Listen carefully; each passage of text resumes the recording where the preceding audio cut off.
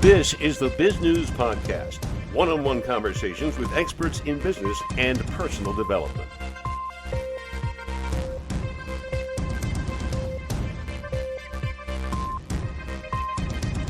Forced to shut down his events company because of the COVID-19 pandemic, Louis Schenk knew he needed to pivot and build a business that could future-proof itself. To do that, he says he drew upon many lessons learned from the golf course. Now, as the pandemic seems to be easing, his new endeavor, the public relations company Boost Media Agency, boasts of having served more than 500 clients globally. Louis Schenk joins us for this Bizgnus Interview podcast. Louis, to get this underway, why don't you tell our viewers and listeners a little bit about yourself and your company? You had to do some sort of, I would call a COVID pivot, correct? Yeah, so to give you kind of the high level run through. So basically, my company, Boost Media Agency, essentially we work with businesses, brands, and entrepreneurs to help them break out into the media and ultimately build their business through things like, media interviews, podcasting, social media content, but then give them the strategies as well as that to actually, get more customers. So basically I also own an events company, which I started back in 2019. And obviously events and COVID don't go too well hand in hand.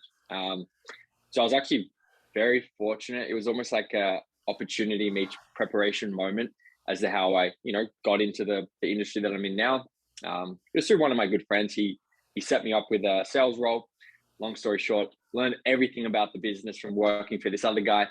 And being an entrepreneur myself, I said, you know what, I'm going to take this and kind of do my own thing. So and the rest is history. And you are saying that an awful lot of small businesses are missing out on public relations. First, give us your definition of public relations. Yeah, so my definition is basically how you are perceived by the public. So obviously, we can all say great things about ourselves, but what people, potential customers really want to hear is how good you are from other people, right? So we kind of break it down to like social proof. So like the three key social proofs are obviously, case studies, PR and media, and then testimonials as well. So just things where other people say how good you are versus, you trying to tell them yourself. Okay. And you are also suggesting that business people, to become a little bit more successful, should adopt what you call a sports mindset. What do you mean by that? We're not going to go out and play rugby or anything like that, are we? No, definitely not. Definitely not. So kind of a background on that. So like I actually was in college in America for a few years on a college golf scholarship. I was in Kansas, then Ohio. We traveled all over the country and, I learned an awful lot. I didn't finish my degree there, but I moved back to Australia.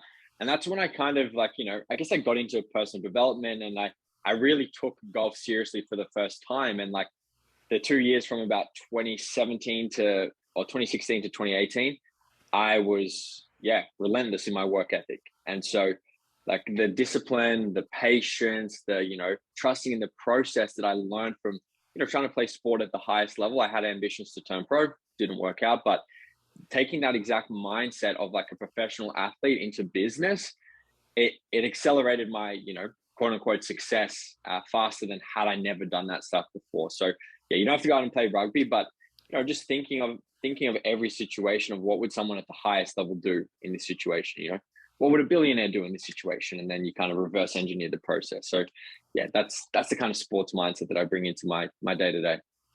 Do you still go out onto the links? I suspect you must. Oh yeah. Yeah, I do once a week. Actually, we've been playing a little bit more recently. So like I really burned myself out from golf, trying to achieve it. I was just putting so much pressure on myself and, but it was a great experience in hindsight. But now I don't have a handicap. I don't, we keep score, but we're just playing for fun. Like, so it's a lot more enjoyable that way. Now you have built your business from the get-go during one of the toughest times since the Great Depression of the 1930s. How have you done it? Yeah, so I mean, it has been incredibly tough for like a lot of businesses, but in terms of like a lot of businesses who operate online, those industries actually boomed, right? So a lot of our clients are, entrepreneurs, coaches, consultants, marketing agencies, and like a lot of these industries actually boomed during COVID. So we were very fortunate that we weren't affected. Obviously my events company was, but in terms of the PR and digital media stuff, like as long as people have an internet connection, they can work, they can make money. Yeah, so I guess just being able to do things regardless of the external environment. How did you go about finding the right people to work with you during the COVID period? In terms of my team or in terms of our clients? In terms of your team, especially because Australia for a while had some of the world's toughest lockdown provisions. Yes, indeed. Funny story, I actually moved from Melbourne, which was the strictest place on planet Earth. And I said, no, thank you. Came up to Queensland and it was like COVID didn't exist, but that's a whole different conversation. That being said, so like a lot of our team is remote. So there's 3 of us here on the Gold Coast. And then we've got, team members in the US, team members got one in Venezuela. We've got team members all over the place. So the ability to work remotely and build a team remotely, obviously, I kind of have the benefit of never actually building a team in person, because then it might have been more difficult. So that was kind of like the only way I knew, and had some great mentors that had done similar things and just kind of gave me the blueprint for that. In building your business, perhaps the toughest thing anybody who's starting out from scratch finds is getting money in the front door. How did you manage to do that? Yeah, so I guess kind of what I just mentioned, like my first ever mentor is actually a really good friend of mine. He'd been in business a few years already himself, and there's a big misconception with business owners, right? New business owners, let's say, they start a business, they think, okay, I've got to go see a lawyer and get all these in a row. Then I've got to get a flashy website and business cards, and they've spent all this money and they don't even know if they've got a product market fit yet. So what my friend said, he said, Lewis, do not worry about anything except making a sale. Right? He goes, literally, just forget about everything, forget anything else exists, and just go out there and make a sale, right? Because firstly, if you can make, 10 sales, it's kind of like you got a proven product market fit or a proven offer, whatever that may be. So literally just applying the 80-20 principle of 80% of the time spent on customer acquisition, connecting with people, letting them know what we do. So that was like the biggest mindset shift, or the biggest, thing that set me up to kind of start getting paying customers pretty soon. Lewis, you aren't necessarily a household name in Australia, so how did you get through that front door the first couple of times? Yeah, so as I mentioned previously, I had the experience of working remotely for another PR company. So I guess I got my foot in the door with the right people there, which then I kind of was able to leverage the things that they did. And I guess I just, I always had a decent, number of followers from being in different schools and whatnot. So just starting to really build my brand and my personal brand. So I guess that's kind of the distinguishing thing for me. And I think what kind of advantage I had of others in my industry. And even now what we do is we really focus on people's personal brand, whether they're, a CEO of a massive company or if they're, just a solopreneur. We really want to bring the human connection into the business, right? No one cares about a logo or whatever. Ultimately, at the end of the day, people enjoy people. And so we want to, share the stories of the founders and really help them build their brand that resonates with their audience, and then, helps everyone grow. So personal branding. When I hear that term, I often think of the influencers on YouTube touting, I don't know, whatever it might be. Or it's much more than that, correct? Yeah, I mean, there's a million different definitions, and everyone's got their own definition and whatever. But I mean, essentially, you are your brand, right? Doug, you're your brand. Lewis is my brand, right? So it's how do we show up online? What kind of content are we producing? How are we engaging with people? So every kind of thing we do is our brand.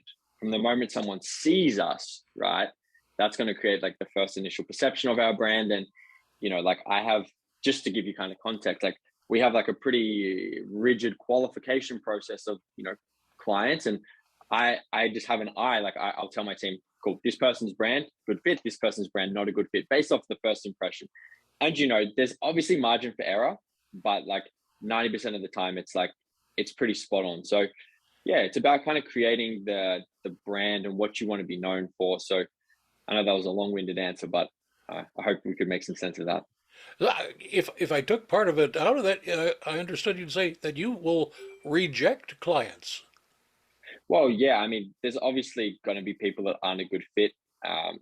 There's some industries that I just wouldn't even bother working with because it's so like up in the air as to whether or not they actually get, results, if that makes sense. There's, forex trading, network marketing, all these different things. So yeah, and obviously there is like, qualification based on budget. Some business owners just don't have certain budgets. So yeah, that's kind of why we do it. As you look back on it, COVID might have been a good thing for you. Yeah, it was 100% probably the biggest blessing that happened for me personally. I know, like, I know how tragic it was and how many lives it has affected, but like, yeah, the trajectory that kind of shifted my life on, I wouldn't be sitting here talking with you right now had that not have happened. What's ahead for you and your company? Give us the look down the road 5, 10 years. Yeah, so 5, 10 years. So, I'm an entrepreneur naturally. Like I have, multiple companies, and my long-term vision personally is, have you heard of Michael Masterson? Yes, I think so. So he's the author of a book called Ready, Fire, Aim: 0 to 100 million in No Time Flat. Incredible book. If anyone has read it, yeah, you'll know what I'm talking about. But he builds companies and then either exits them, or he's just essentially the founder where he's very uninvolved in the day to day, and then he just oversees the company like meetings. So ultimately, my long term vision is to have multiple companies and be that kind of founder where my whole role is just kind of the visionary. And so, yeah, in terms of where the company was, obviously, I want to grow this business to 8 figures eventually, and then have someone pretty much run the whole thing for me and move on. So not being in the business forever and just being able to truly work on the business and just be that visionary. So yeah, that's pretty much it. So, Louis, as early as it is in your business, you already have a sort of an exit strategy. Yeah, I wouldn't. I would love to say that I had an exit strategy. I have sort of like a long-term plan of what I want to do, and so yeah, that's kind of like the North Star. That's what guides me. So yeah, I would have no idea how to exit the business at this stage. But in terms of like the overall vision, like I want to build Bruce Media Agency into, an industry leading, world leading company, and have an incredible team that can handle everything. Right. And then for me, it'll be like, cool, what am I really want to do next? So that's kind of it. One thing at a time though, one brick at a time. And you have staffers apparently scattered across the globe. Do you anticipate Correct. that you will continue that far-flung staffing strategy?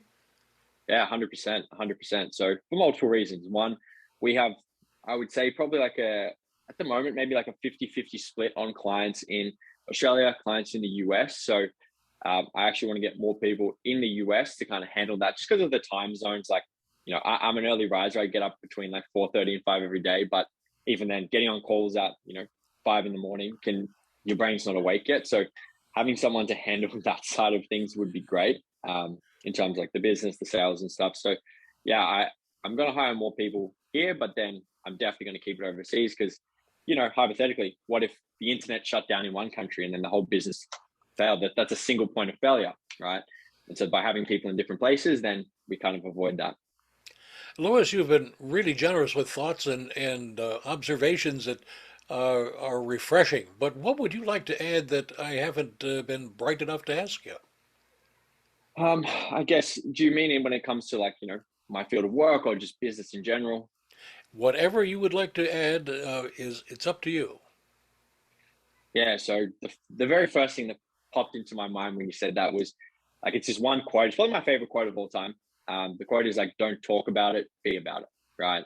And so, like you mentioned before, there's the influencers online who, talk about all this stuff, but a lot of them aren't about it. So like, despite what it might seem like, I don't tell a lot of people like my plans or like what exactly I'm working on. Like, obviously I gave you the high level picture here, but I'd rather be the person that bees about it, gets the work done, then goes on social media talking about it. So yeah, just being true to yourself. And I think listening to your intuition, it will guide you pretty well in, both life and business. Lewis, a couple of mechanical things, and that is you probably have a website for the company or some way for people to get in touch with you. What would that be?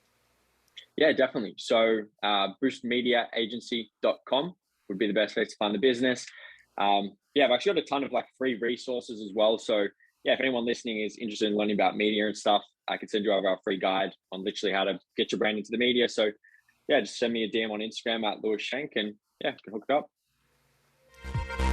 You've been watching the Biz News Podcast. We welcome your input.